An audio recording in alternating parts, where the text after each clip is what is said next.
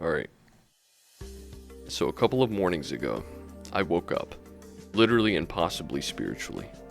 I rumbled out of bed, squashed a few bugs that were clinging to my greasy forehead, and brushed the roaches out of my long, snarled hair.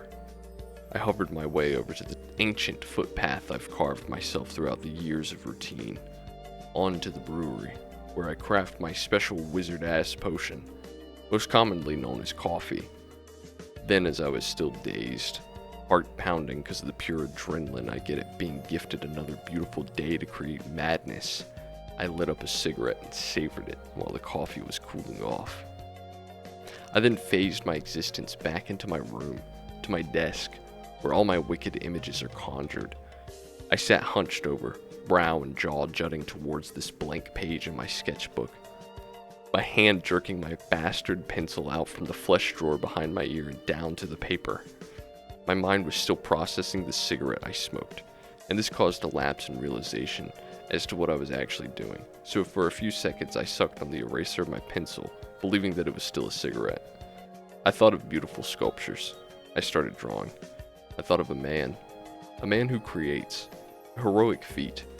He creates sculptures. His mind assails him with some of the most bizarre combinations of form and shapes. Wild movements. He sees those visions very clearly and puts his goddamn hands to work, like a man does.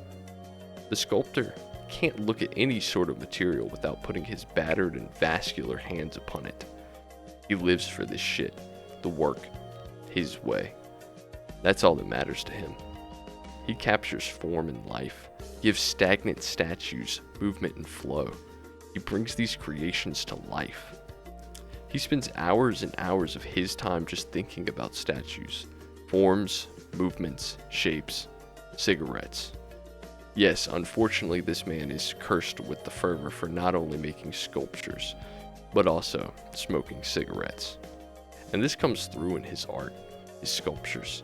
He's made gargoyles with cigarettes in their mouths, beautiful cigarette-smoking goddesses, and attempts as well to capture the feeling of a cigarette in the visual form of a sculpture. In this painting you see him, the sculptor.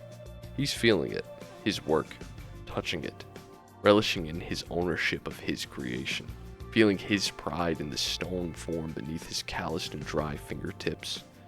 He's sucking down another cigarette as well, probably his 400th during this sculpture alone.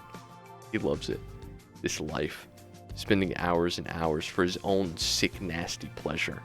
Who cares that some rich fella is going to look at this creation with disgust, claiming it as distasteful or crass, or some other shit like that? No, those thoughts don't even cross his mind. He's too busy being overwhelmed with elation that he's crafted a new sculpture that represents his love, his life, his purpose.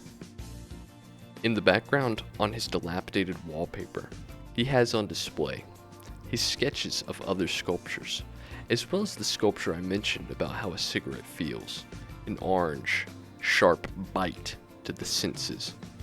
Its sharp points at the top simulate how a cigarette starts out much more strong and effective at its zenith, and slowly starts to diminish as you get accustomed to the sensual groping and stimulating bite of the hot smoke entering your mouth and lungs, tickling your tongue with that absolutely one-of-a-kind experience and taste. This sculpture also likely smells just like the thing it represents, as the sculptor just can't keep a cigarette out of his raw and cracked, luscious red lips. I can imagine the average art enthusiast seeing this sculpture in a gallery somewhere like, I don't know, some fuck-off town in the West where common cur like to shit on the streets, and homelessness is a privilege, going, my, this is such an accurate representation of such experience as smoking a cigarette. I can almost smell it. And like, no shit, retard, he's been... Fuck. And like, no shit, retard, it's been cooped up with the goddamn furnace itself. Oh, and he'd be there all day to hand out cigarettes to those who understand and get him. Those whom no words are required. Just one look, and they know. Anyways, yeah, there's also some computer board in the background, because, fuck it. It plays music or whatever. I really didn't think about it too much, I just knew it needed to be there. Also, yes, I did indeed monkey around and 3D model the main sculpture myself in Blender.